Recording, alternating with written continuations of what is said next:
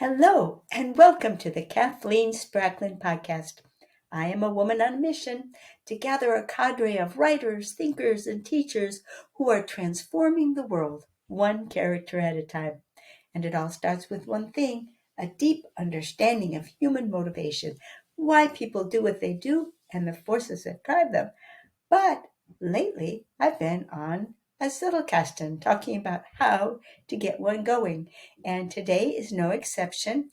I have a question from a gentleman who is new to the channel and was wondering if I could review how to install a card.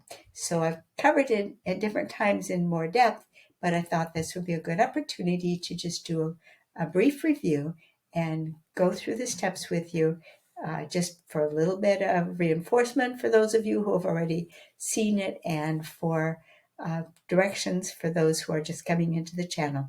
So let's take a look at the cards. Okay, here we are on the desktop, and let us assume that we have a card that's ready to be installed in our Zettelkasten. So what should that card contain for it to be ready to be installed? There are a number of fields which I've tried to indicate on this card in different colors.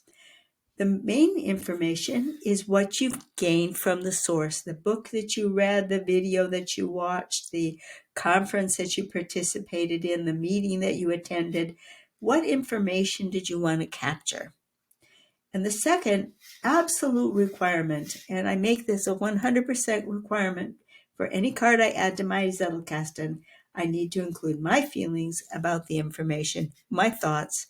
If I don't include something about myself, then there's a very good chance that I may not have taken enough time to fully unpack and digest the information that I've gained. I haven't understood it adequately if I cannot apply it to myself and my own situation and my own studies and thoughts.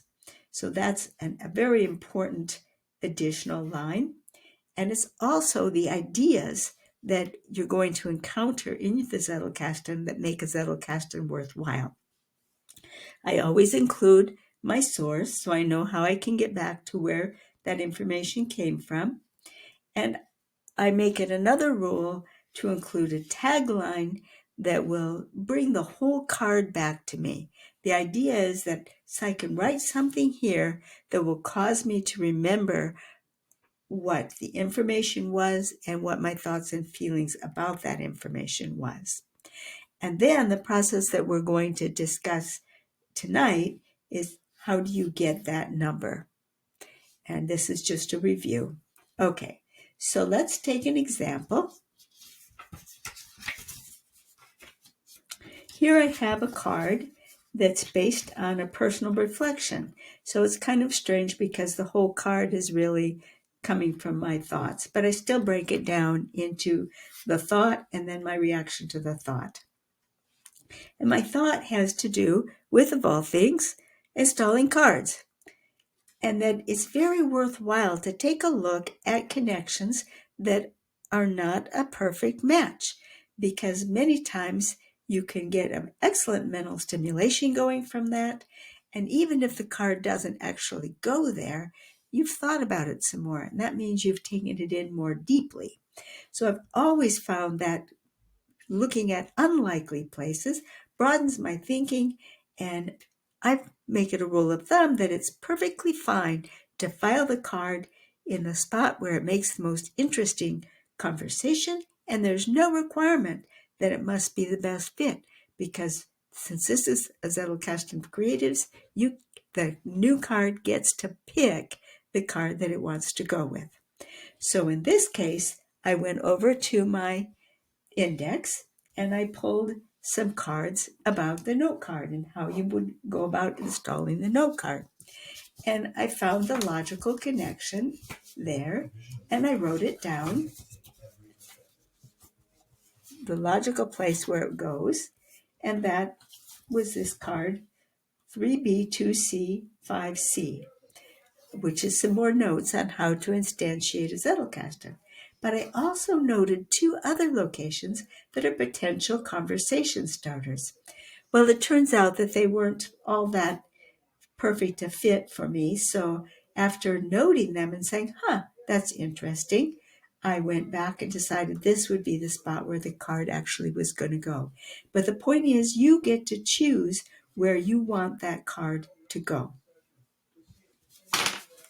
So here's the card that this card is going to go after.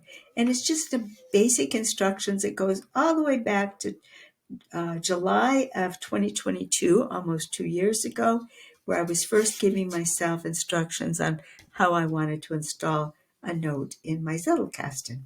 So this card feels that it needs to go with this card. Well, when I look at what's in this with this card, I see that this card already has 2 cards that go with it. One, a card that notes that an index is a vital part of installing a card, is making those index entries. And another card is a reminder to use links when there are multiple good locations where a card could go.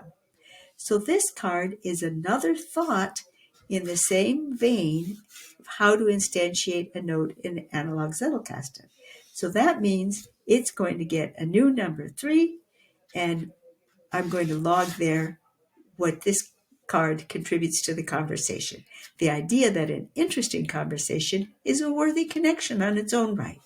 So now I'm ready to give my card a number. I can give it, it's going to be 3B2C-5C3. And I didn't have to think at all. I could just go into from the fact that I already had, that it wanted to go with this card, and that I already had 2 others that went with this card. It was just the next one down.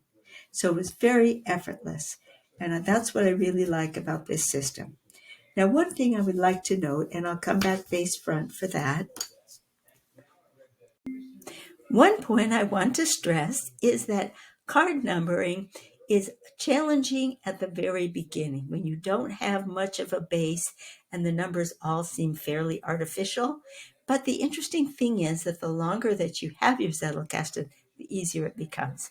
And no matter what numbering system you ultimately choose, it will be effortless for you quite soon.